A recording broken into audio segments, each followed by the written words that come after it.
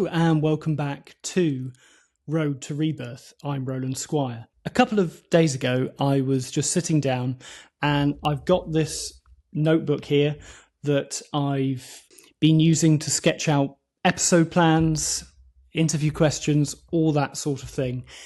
And I was sat down and I just decided to write out my questions for Rebirth. The questions that have come up throughout all of the episodes and try and distill my thoughts going into the film before I've even seen it. And I thought I'd just go through the 7 that I came up with.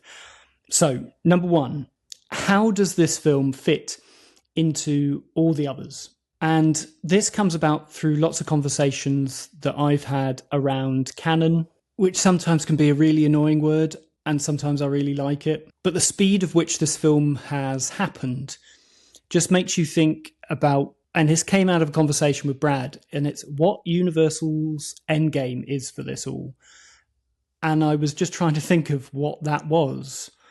And then as we get closer to the release date, I understand that I'm not too fussed, actually, about any explicitly stated connections to the World films, for example, or Lost World, or Jurassic Park 3. I think they will be highlights for me, and I'll enjoy them if I see them. But this is the first time ever in a Jurassic film, at least what we know of the film, where we don't have a returning character. Lost World, we had Ian Malcolm, John Hammond,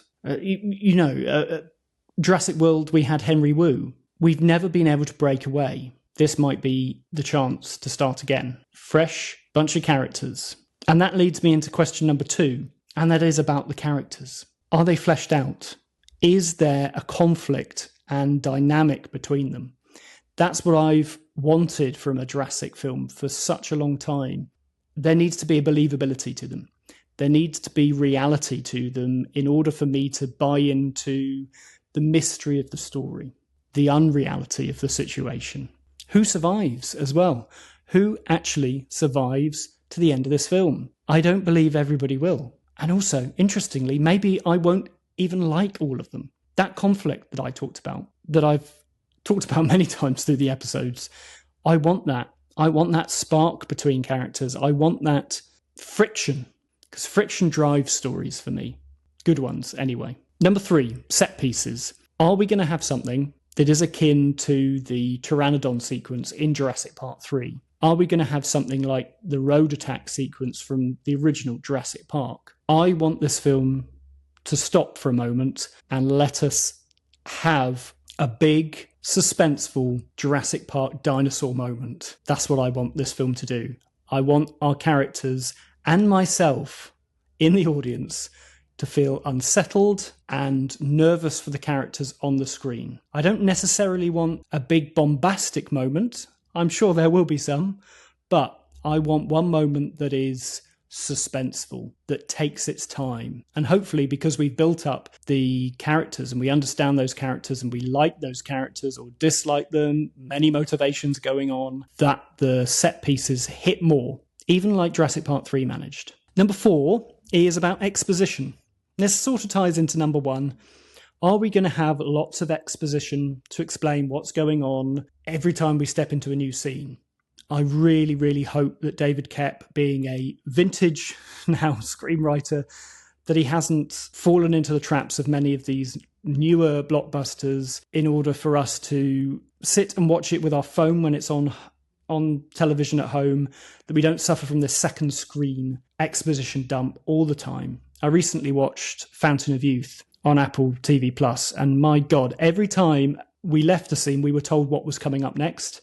When we go into a new scene, we were told what was happening at that moment and what had just happened. I want to be able to watch a film where the characters maybe shut up for a minute, just let us watch a film. We can see what's going on.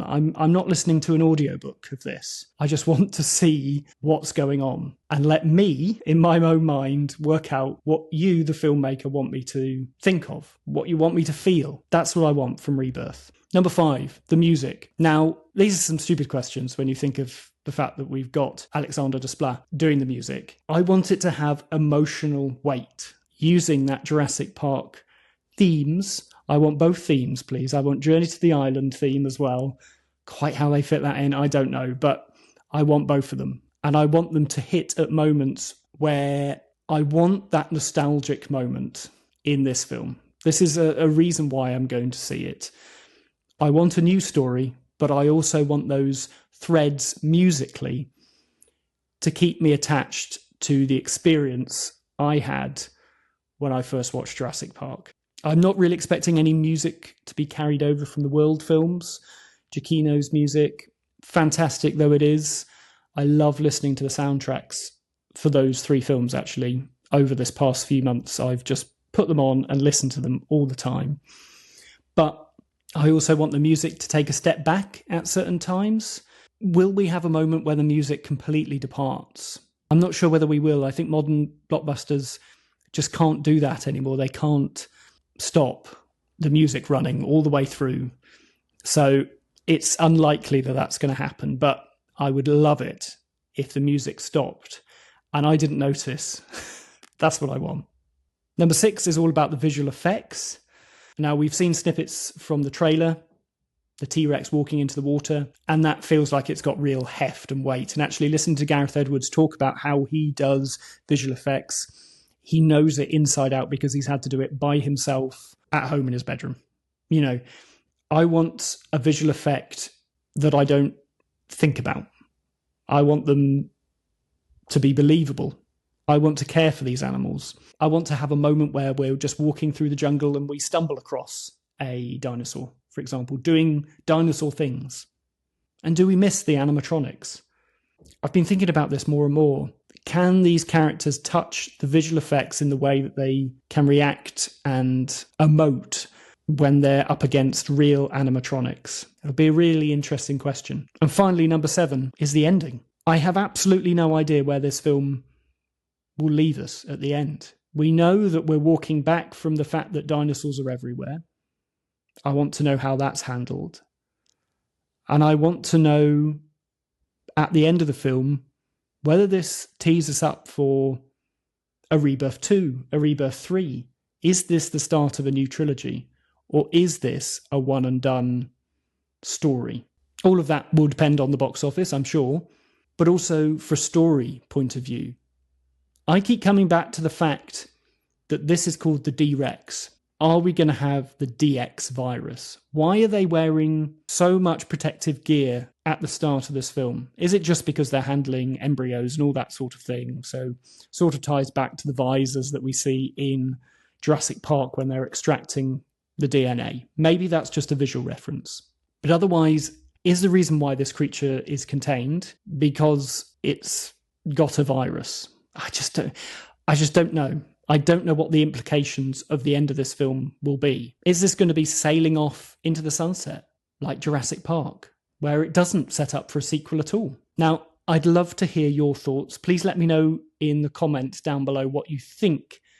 Maybe tell me your questions, your 7 questions for Jurassic World Rebirth. I'm also going to link below to everybody else's podcasts. I haven't listened to See Jurassic Right, Stephen Morris's episode yet, because I wanted to get this done first before I go and binge absolutely everybody's theories and questions about this film. But any ones that I can find, I will add them into the show notes for this episode. But it's really interesting, isn't it?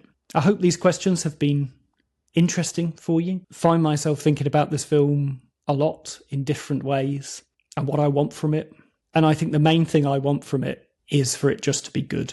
My wants from this film beyond that are really small. I just want it to be good. I want to have a good time. I want other people to have a good time when they go and see it. And that's all I can really ask for.